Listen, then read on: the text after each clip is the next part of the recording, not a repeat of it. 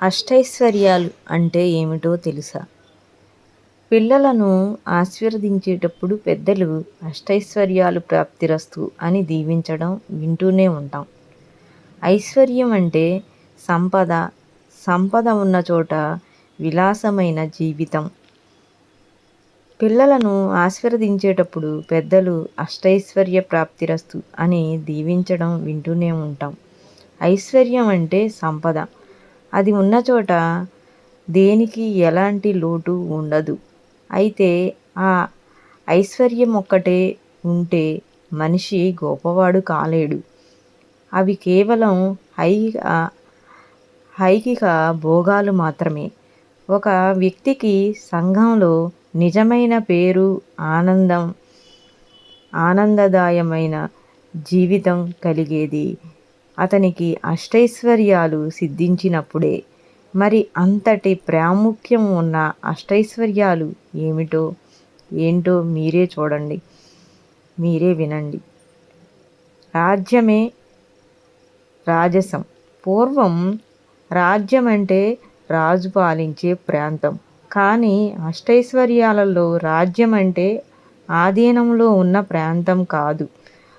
ఈ భూమండలంపై వ్యక్తి పేరు, యశస్సు, కీర్తి ఎంతవరకు విస్తరిస్తే ఆ ప్రాంతమంతా అతని రాజ్యమని అర్థం. ఈ రాజ్యమే అతనికి రాజసం తెచ్చిపెడుతుంది. అంటే మనిషి గొప్పతనం నలుమూలలా విస్తరిస్తూ అది తనను కలిగిన ఒక ఐశ్వర్యం అన్నమాట. ధనమే మూలం. ధనం ఉంటేనే ఎవరికైనా విలువ. అదే ధనం మీ దగ్గర లేనప్పుడు సంఘంలో గౌరవ మర్యాదలు దక్కడం కష్టం. జీవితంలో అతి ముఖ్యమైన కూడు గూడు బట్ట ఉండాలంటే ధనం తప్పనిసరి. డబ్బే లేనినాడు ఇవేవి చెంతకు రావు. అంటే ధనమే అన్నిటికీ మూలమన్న సత్యాన్ని గ్రహించాలి. జేబులో పైసా లేని నాడు మనిషికి జీవితం కష్టాల్లో ఉంటుంది. కాబట్టి అష్టైశ్వర్యాల్లో ధనానిది ప్రత్యేక స్థానమని గుర్తుపెట్టుకోవాల్సిన అవసరం ఎంతైనా ఉంది. ఇల్లాలే దీపం. సంసార జీవితంలో భర్తకు చేదోడు వాదోడుగా నిలుస్తూ కష్టసుఖాలు పాలు పంచుకుంటూ భర్తకు కొండంత ధైర్యాన్ని ఇచ్చేది ఆ ఇంటి ఇల్లాలు మాత్రమే. అందుకే పెద్దలు ఇల్లాలే ఇంటికి దీపం అన్నారు. అర్థం చేసుకునే ఇల్లాలు ఉంటే జీవితం ఆనందంగా, ఉల్లాసంగా సాగిపోతుంది. ఒకవైపు సంతానాన్ని ప్రయోజకుల్ని చేయటం, మరోవైపు అత్తమామల్ని ఆప్యాయతలతో చూసుకోవడం, భర్తతో సమానంగా ఇంటి వ్యవహారాలు నిర్వహించడంలో ఇల్లాలి పాత్ర అద్వితీయం. సగం బలం. కొండంత సంపద ఉండి చివరి రోజుల్లో బాగోగులను చూసుకోవడానికి సంతానం లేకపోతే జీవితానికి సంపూర్ణత చేకూరదు. పిల్లలు చేతికొచ్చారంటే తల్లిదండ్రులకు 1000 ఏనుగుల బలం వస్తుంది.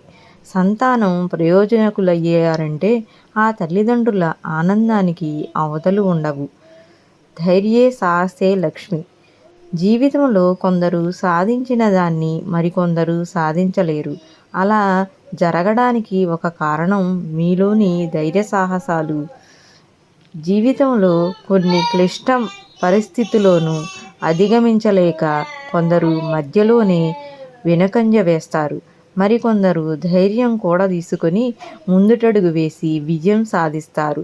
సరైన సమయంలో ధైర్య సాహసాలు ప్రదర్శించినప్పుడు డబ్బు కూడా మీ దరికి చేరుతుంది.